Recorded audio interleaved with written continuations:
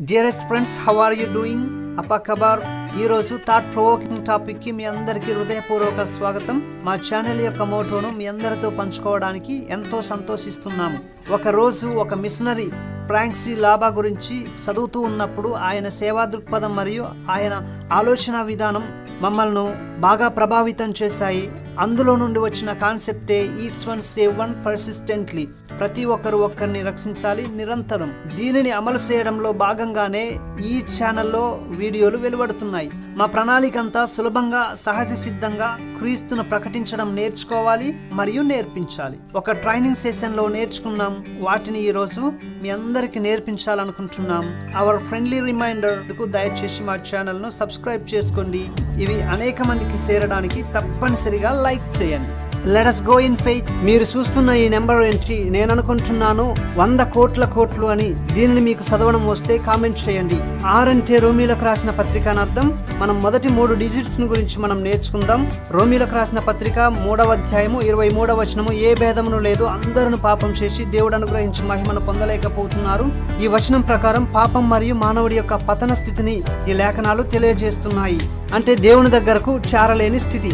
Second 3 digits గురించి మనం నేర్చుకుందాం. రోమీలకు రాసిన పత్రిక 6వ అధ్యాయము 23వ వచనం, ఏలయనగా పాపం వలన వచ్చు జీతం మరణము, అయితే దేవుని కృపావరము ప్రభువైన యేసుక్రీస్తునందు నిత్య జీవము. ఈ వచనాల ప్రకారం పాపం యొక్క పర్యావసనం పాపంలోనే ఉండి మరణించి దేవుని తీర్పు పొంది నిత్య నరకంలో శిక్షించబడటం. దీని నుండి తప్పించబడడానికి రక్షణ అవసరమైంది. థర్డ్ 2 డిజిట్స్ ను మనం నేర్చుకుందాం.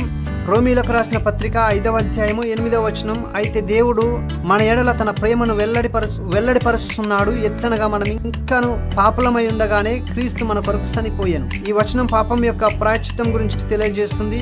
క్రీస్తు మనలను ప్రేమించి మన పాప శిక్షను భరించాడని మనము గ్రహించాలి. ఫోర్త్ 5 డిజిట్స్ రోమీలకు రాసిన పత్రిక 10వ అధ్యాయము 9వ వచనం నుంచి 10వ వచనం వరకు, అదేమనగా యేసు ప్రభువని నీ నోటితో ఒప్పుకొని దేవుడు మృతులలో నుండి ఆయనను లేపనని నీ హృదయమందు విశ్వసించిన ఎడల నీవు రక్షింపబడదువు.